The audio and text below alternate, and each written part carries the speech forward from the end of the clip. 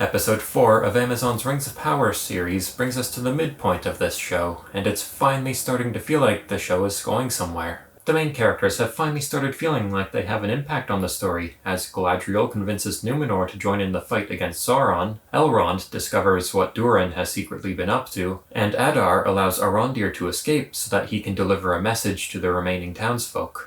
Starting with Galadriel, I was quite surprised when her part of the episode ended with the Queen of Numenor agreeing to assist Galadriel in the war against Sauron. I had figured they were just going to send her back to Middle-earth without intervening in this battle, but that doesn't seem to be the case. We also discover why Numenor has cut itself off from the elves. As it turns out, the city has a Palantiri, and the Queen of Numenor has used this Palantiri, and it has shown her a glimpse of the future where Numenor is destroyed because of something relating to the elves. As such, they have decided to cut all ties with elves. However, Galadriel manages to convince her that perhaps Numenor being destroyed due to the elves is because Numenor refused to help the elves in their battle against Sauron, rather than the elves themselves causing this destruction. However, I'm not sure how long this alliance will last between the men of Numenor and the elves, as the Prime Minister of Numenor seems to be against elves, and his racism towards them seems to be a big factor in why he is so loved amongst the people of Numenor. I wouldn't be surprised if later on in the series he gains access to the Palantiri and manages to accidentally contact Sauron,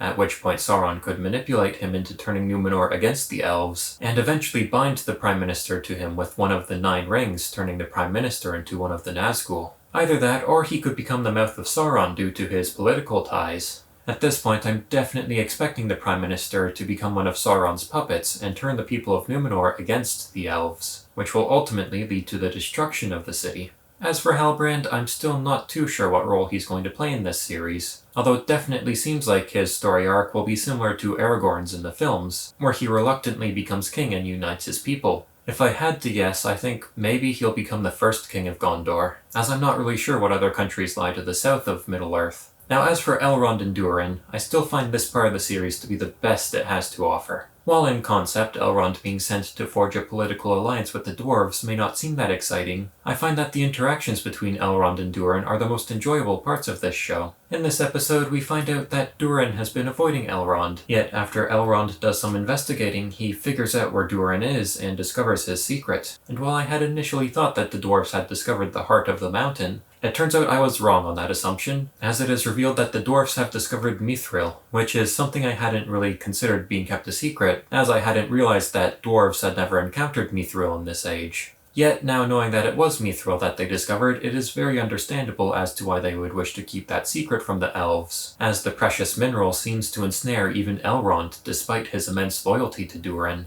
It is also in this episode where we learn that Durin's father does not approve of the mining of Mithril, as the mines where it is found are too dangerous, and many miners have been lost so far. Yet Durin doesn't agree with his father, and believes that they should be doing everything in their power to mine the Mithril. And so far to me, the best part of this series has been the interactions between Elrond and Durin, so I'm looking forward to see where this goes in the future, even though it will inevitably result in Durin's death at the hands of the Balrog, once the dwarves get too greedy with their Mithril mining.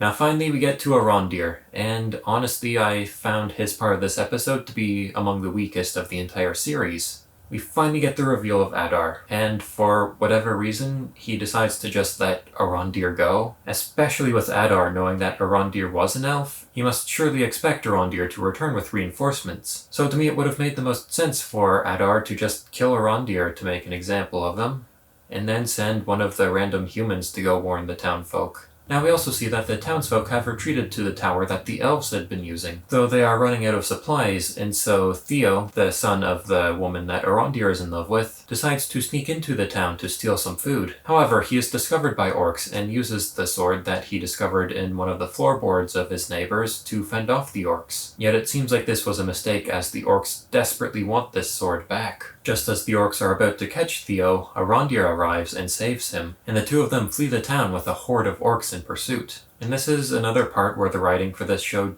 didn't really make sense. Theo and Arondir escape into a clearing just as the sun begins to rise, preventing the orcs from following them. Yet this entire chase, the orcs have been shooting them with arrows, but once Arondir and Theo make it to the clearing, they're suddenly out of any archers. Except that's not the case, as the moment Theo and Arondir decide to continue fleeing, that's when the orcs start shooting them. But before that, there's like a minute-long standoff where Arondir and Theo just stand there watching the orcs to make sure they can't leave the clearing. So it just seemed really inconsistent as to why the orcs wouldn't just shoot them while they're standing there. But Theo and Arondir make it back to the tower, where Arondir delivers the message that Adar wishes for all of the townsfolk to abandon their claim over the land and swear their loyalty to Sauron as their ancestors had in the past. And this part of the episode ends with the townsfolk realizing that the orcs plan on attacking the tower in order to claim the sword that Theo stole. And I'm really not looking forward to this being continued in the next episode, as I feel like they're going to go for like a Helm's Deep approach where they have to fend off the orcs all night. So I feel like I'm just going to be frustrated next episode when Arondir decides to help the townspeople rather than retreating back to the elves and warning them that Sauron has returned.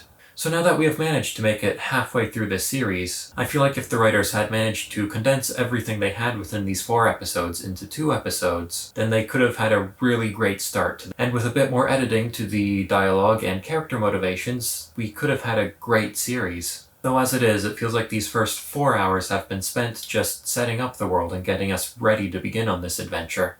There's still nothing that really hooks me to this show, other than it being set in Middle-earth. Despite being 4 hours in, the only characters I really care about so far are Elrond and Durin, although even their relationship isn't as interesting as what the Lord of the Rings movies have to offer. And so I see no reason to watch this series over Lord of the Rings, as there have been next to no memorable moments within these first 4 hours, and it feels like we're just getting started with the story now. My opinion on this show really hasn't changed since the beginning, and I still stand by claiming that without the Lord of the Rings name, this series would be just a generic fantasy show that no one cares about. Which is really painful to say about a story set in Middle-earth, as I would love for another series to be able to capture the magic that Peter Jackson's Lord of the Rings trilogy managed. And yet, it seems all of this series has accomplished is spending a ridiculous amount of its budget on special effects that may look very impressive, but they lack any substance. Impressive CGI alone isn't enough to keep people engaged with the story, as it should be the characters and story that keep people engaged, and that's something that this show doesn't seem to understand. So now that we're at the halfway point, I'm not getting my hopes up on this show improving, but I am disappointed with how, despite having the largest budget of any show ever, they have just managed to make something completely mediocre. So unless this last half of the series has something incredible planned,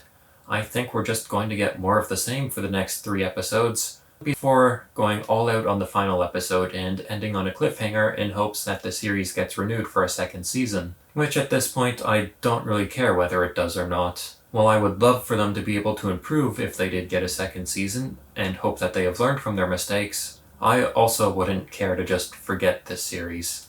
But these have just been my thoughts on episode 4 of The Rings of Power. Until next time, thanks for watching.